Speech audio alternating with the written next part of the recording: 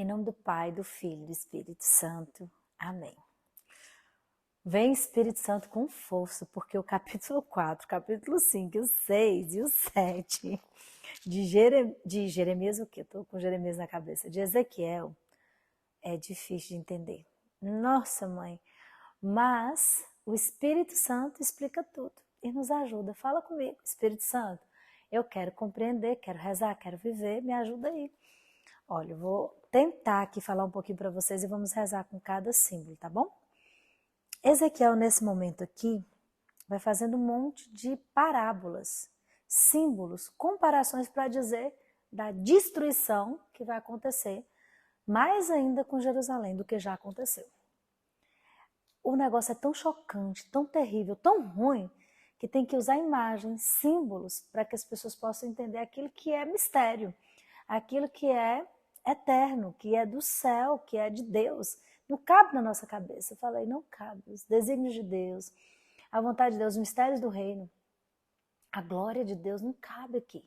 Então tem que usar imagens humanas, terrenas, para a gente entender as coisas espirituais. Esse é o cerne do simbolismo que Ezequiel usa em alguns momentos. Em alguns momentos até uma linguagem apocalíptica. Porque você sabe que o Apocalipse não é literal, é uma linguagem, um modo de escrever para dizer dessas coisas escatológicas, dessas coisas que virão. É um estilo literário, um jeito de escrever, como tem poesia, prosa, canto, assim também Ezequiel está tentando fazer com que o povo entenda a desgraceira que está metido. Eu já vou tentar também falar, olha, a gente está... Pecado é uma desgraça sem fim, é um trem fora do normal. É tão assim que não tem nem palavra para explicar o tanto que é ruim, tá bom? Então vamos começar com o capítulo 4. Então, Jesus, o Senhor quer a plena revelação, pleno cumprimento da palavra do Antigo Testamento, ajuda a gente. O Senhor quer a palavra, o Senhor que usou parábolas dinâmicas, Ezequiel aqui já usava todos os recursos para fazer a gente aprender, entrar no mistério. Então eu quero entrar nesse mistério, me ajuda. Vamos lá, capítulo 4. Filho do homem, toma um tijolo, põe-no diante de ti e desenha nele a cidade de Jerusalém. Então, a primeira imagem é um tijolo. Um tijolo, para eles, era um pedaço de argila, tipo um barro mole, porque se fosse um tijolo, igual a gente entende, já durinho, pronto, já cozido no forno, não dá para fazer o que na sequência vai mandar aqui. É um tijolo mole. E aí vai desenhando Jerusalém. Depois manda uma panela ao redor para significar a muralha de ferro. Tudo para dizer o quê? Essas imagens aqui de Jeremias, eu só quero falar Jeremias, de Ezequiel. Para dizer que Jerusalém, Judá, Israel vai ser estraçalhada. Por quê? Porque o povo fez coisa feia demais. O povo pecou tão agressivamente, tão insuportavelmente, que Deus não está dando conta mais do tanto de coisa ruim que chega para o céu, dos filhos dele, do povo da aliança, do povo eleito. Não dá mais para aguentar. É coisa bárbara. E o profeta começa a fazer dinâmicas, começa a ter atitudes físicas para o povo entender o tamanho da tragédia, o tamanho do problema. Porque pecado é um problema sem fim, só que o povo não aprendeu. O povo estava lá, sacerdote, rei, família real, o povo tudo vivendo bom, nem aí, imolando a deuses estranhos, fazendo o que não devia, querendo que a providência viesse da mão desses ídolos miseráveis que nada pode fazer. O povo não está conseguindo entender a gravidade do erro que é a idolatria. A gravidade de se imolar filhos, de oferecer a ídolos, de se entregar à podridão, às falsas doutrinas, às coisas que Deus mandou. Eles esqueceram a lei, esqueceram os mandamentos, esqueceram os milagres, esqueceram o que Deus mandou dizer, esqueceu como que a fidelidade atrai a bênção, ganha a guerra, e a infidelidade a tragédia, a discórdia e a maldição. Eles não estavam conseguindo mais entender nada, estava tudo obscurecido, estava tudo assim, ó, cerrado. Como a gente hoje, a gente não consegue entender o catecismo, a gente não consegue entender a palavra, a gente não consegue entender a doutrina católica, a gente está meio assim alienado, a gente não consegue fazer ponte da teoria com a realidade, a gente não consegue viver a vida real, a gente não consegue entender nem um palmo diante do nosso nariz, o significado, o sentido, os símbolos, o que querem dizer para nós. A gente está assim meio bitolado, meio analfabetizado, meio assim católico, só de nome, de estatística, mas não sabe na profundidade o que é ser cristão católico de verdade. E olha que tem informação, e olha que tem coisa, mas parece que se Deus não revela, se Deus não instrui, se Deus não fala, a gente não entende nada. Então fala para ele, ó.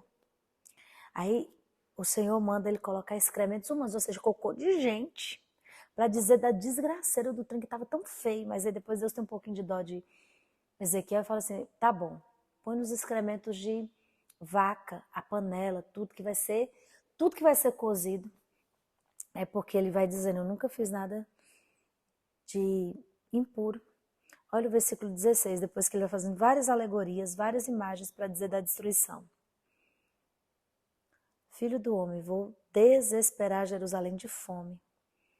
Aí se comerá na angústia um pão rigorosamente pesado, se beberá no meio do assombro uma água racionada, e na penúria de pão e água virão a esmorecer uns aos outros e perecerão por causa de sua iniquidade. Nós hoje também estamos vivendo o mistério da iniquidade. Infelizmente, fome, peste, praga, guerra. Por causa de quê? Do pecado, governos hediondos, destruição moral de todo jeito. A gente está vivendo isso aqui, gente. O capítulo 4 a gente está vendo direitinho nos dias de hoje. Basta ver nos jornais, basta ver as atrocidades, basta ver os desmandos, basta ver as ideologias. Depois o capítulo 5. É pior ainda, mas agora usa a imagem de uma navalha. Ó. Toma uma navalha afiada à maneira da navalha do barbeiro e passa sobre a cabeça e a barba. Em seguida colocarás numa balança os cabelos que houverem cortado. Cabelo raspado significa sinal de escravidão. Então esse símbolo aqui é o símbolo da escravidão.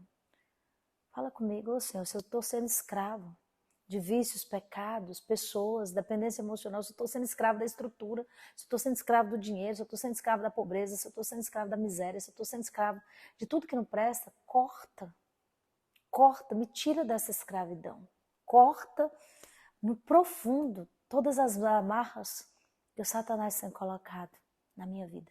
Pede com autoridade, porque Deus vai cortar hoje. Deus pode cortar hoje. E pesar e não ser leve o seu peso, mas tem um peso de verdade, tua vida, tua história.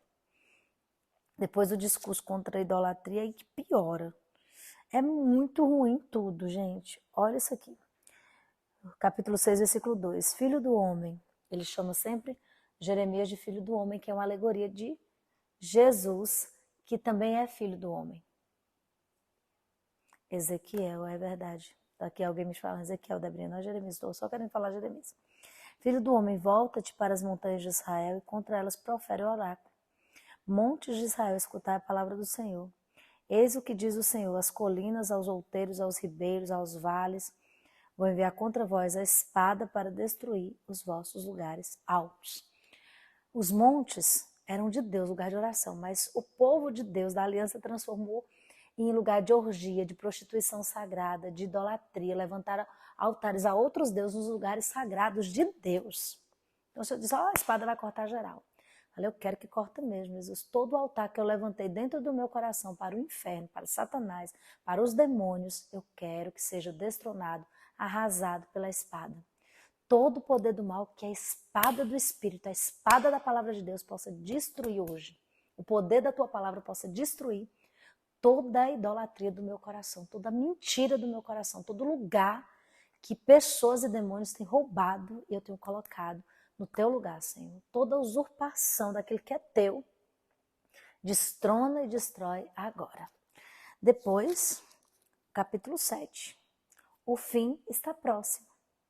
A cidade foi completamente arruinada, aniquilada, o templo queimado, o povo que restou foi levado. E aqui ele vai falando, olha, vocês não aprenderam nada, exilados estão aqui, estão tudo sem vergonha, continuam fazendo as piores coisas ainda, não aprendeu nada desse povo, mesmo com o sofrimento, a dor, o exílio, a saudade, para ver se o coração se comovia, nada. Aí Ezequiel esparra logo e olha o que vai acontecer. No 27, o rei há de pôr fim, ficará o príncipe cheio de consternação, tremerão as mãos dos homens do povo, eu os tratarei de conformidade com o proceder que levaram. Irei julgá-los conforme houverem merecido. Eu saberei que eu sou o Senhor. Cada ato livre, deliberado que eu faço contra o Senhor, contra Deus e as pessoas de Deus, contra o amor, infelizmente, tem suas consequências. Eu posso escolher o que eu quiser, mas tem consequência cada ato meu, bom ou ruim. Bom, consequências eternas de bondade. Ruins, consequências eternas de maldade. Deus vai abater nosso orgulho, porque Ele quer agir no céu, e no céu não entra orgulhoso. Deus vai abater nosso egoísmo, porque no céu não entra egoísmo, só generosidade. Deus vai abater a mentira, a desobediência, a rebeldia, a busca, a autossuficiência, a soberba, a busca de Deus onde Ele não está. Deus precisa quebrar, porque eu preciso amar, e no céu só entra amor pleno. Então Ele tem que me ensinar a amar na terra.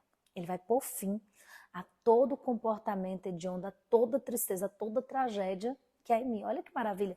Parece ruim, é terrível aqui. Mas há um fim para o pecado na minha vida. Há um fim para a tragédia na minha vida. Há um fim para a miséria humana na qual eu me encontro. Há um fim para acabar com essa vidinha medíocre, essa vidinha terrível que eu tenho levado. Falo, obrigada, meu Deus, eu creio, eu tomo posse, eu sei que o Senhor vai fazer desaparecer meu pecado e o mal que me circunda. Deus te abençoe, Deus te faça muito feliz. Compartilha com todo mundo. Fala Ezequiel, profeta da glória, mas também o profeta das imagens, das dinâmicas e das analogias. Vamos juntos com Ezequiel, o sacerdote, que está lá exilado. Vamos juntos, a gente também está exilado, a gente parece com Ezequiel. Estamos também fora da terra que Deus quer para nós, porque o nosso lugar é o céu.